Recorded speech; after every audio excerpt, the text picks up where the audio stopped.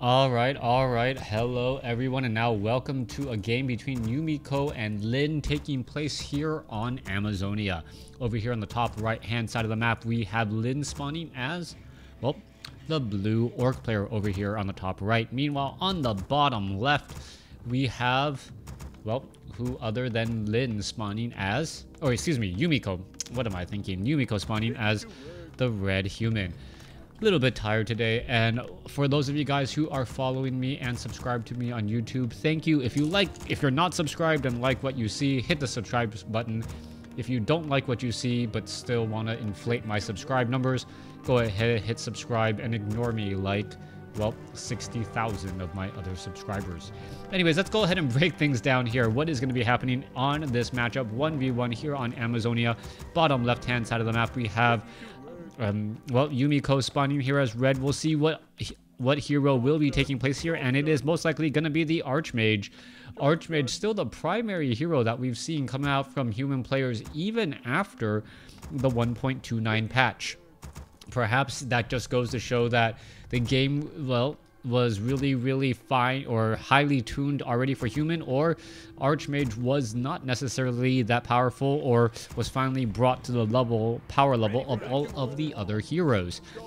Footman now making its way out. We are going to be looking at the Archmage making its rounds out as well, as things are very well underway in this 1v1 matchup. Now, I am going to be going on a bit of well, work-related business. Hence, I will be away from my casting computer, my casting rig, WarCraft 3. So, my apologies. This may be the last set of games I cast this week. Maybe I'll be able to cast some stuff before I head off to wherever I need to go tomorrow. Anyways, Shadowhunter first coming in. So, yeah, Lynn going for the Shadowhunter. Shadowhunter first has become a little bit more popular, and we've seen why, as we now see the Shadowhunter, well, use that lightning shield to very great effect, dealing a large amount of damage. Is that Shadowhunter perhaps going to slip down? Now pulling back away, going to finish off that Renegade Wizard, still using the lightning shield to deal a lot of damage, and now finally backing off. Oh! Did that lightning shield actually finish off one of the units? No, it did not. The Shadowhunter was able to get that killing blow there. Now, one big thing right now, that Shadowhunter has absorbed quite a bit of damage, and was surprised to actually see that the Shadowhunter didn't get that Serpent Ward as that first ability.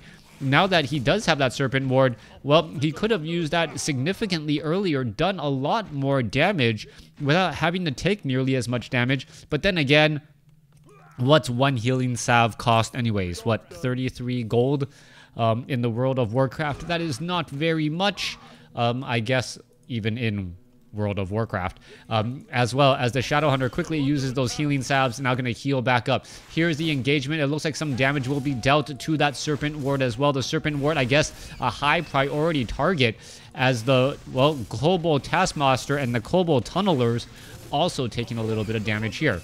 Meanwhile, back down to the south, well, we've already seen the Archmage creep out this particular creep camp with Militia and Footmen and Water Elementals so many times before. I wanted to keep track of what that Shadowhunter was doing, as the Archmage does in fact get to level 3. Militia gonna go ahead, most likely build up a scout tower, followed by a town hall, as it is going to be 2 bases versus 1. Yumiko gonna have that economic advantage. Meanwhile, the Shadowhunter, oh, poking down with those Serpent Wards isn't gonna be enough. The Water Elementals quickly trying to make their way over, and it quickly gets destroyed. Alright, Shadowhunter is going to go after this one Water Elemental, as the Grunts, or, well, excuse me, the Serpent Ward now being brought over to try and finish off this Town Hall, force a cancellation. Once again, though, those Serpent Wards do not have that many hit points, as one Grunt quickly gets surrounded. There's a cancellation right there. Scout Tower is going to become completed, as the Grunts now look to pull back. Shadowhunter Rejuvenation Potion being used here.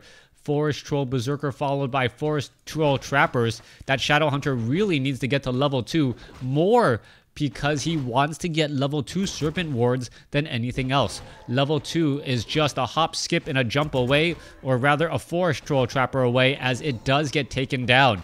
Level 3, is that level 2 Serpent Ward going to make that big of a difference? Perhaps deny or cancel this once more. Archmage does have a potion of replenishment. There is that Serpent Ward, 165 hit points, significantly higher damage, but you need to place it behind the grunts. That is the problem right there. If you don't place it behind the grunts, well, the units can actually just make their way over very, very easily. Serpent Ward now taken down. Water Elemental purposely going after that Serpent Ward there. Is it going to trade grunts and Serpent Wards? And I believe is, wow, no. That does get taken down once more as all the units are now looking to back up again. 2 Serpent Wards and a grunt for 2 footmen. Not sure who wins out on the experience race. But in terms of pure supply, well, there is a victor there. Archmage gonna have to deal now with a Goblin Alchemist. What is the Goblin Alchemist gonna be doing? Is he gonna perhaps be going for Chemical Rage? Chemical Rage or perhaps Acid Bomb. Both are very, very powerful abilities. It is gonna be Chemical Rage. And this is an interesting strategy that I did not even theory craft up. Chemical Rage, Acid Bomb works extremely well if you have a lot of range damage. Serpent Wards now being placed off over here. They're actually going to be able to put some pressure off on the other side as the Chemical Rage, or the Acid Bomb, hits across multiple units in the center. That grunt is not long for this world. Going to have to try and back away. Does not get so in time, as we're going to be looking at some Water Elementals getting taken down. Serpent Wards all pinned up against the tree line here, and that is a lot of damage from those Serpent Wards. Can they finish off this one building here? Meanwhile, Chemical Rage or the Acid Bomb isn't going to be used. Healing Wave not going to be in time. As well, it is going to be in time, but it is still absorbing a whole bunch of damage as Militia going to get taken down very quickly. Archmage now get up to level 4. Serpent Wards trying to poke apart this guard tower. A lot of piercing damage, and that is being repaired extremely quickly. We'll see how all of that goes down in just a second. All right, so much piercing damage right there. Serpent Ward now getting taken down. A lot of poking damage getting underway as footmen are also getting taken down. Shadowhunter now up to level 4 already. We're not even at the 7-minute 30-second mark, and we're already at level 4. Water Elemental getting in that last bit of damage onto that poor unsuspecting unit as the Serpent Wards, wow, the range on those Serpent Wards are in fact very, very powerful, using this tree line position to put pressure. All right, Raider purposely just runs on in, gets damage onto the Archmage, and runs on out. Prevents the Clarity Potion and Healing Salve from doing its work. All right, Water Elemental about to be finished off right there. Shadowhunter now looking to back up Archmage, sitting at level 4. Guard tower is now pretty much all destroyed. Economic advantage does belong to Yumiko, but at what cost?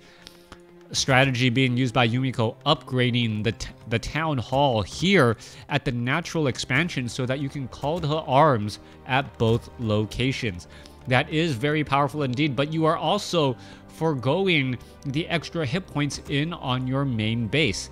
The gold mine is already semi-depleted though, so that does make sense as we look at the Shadowhunter and the Goblin Alchemist doing quite a bit of work.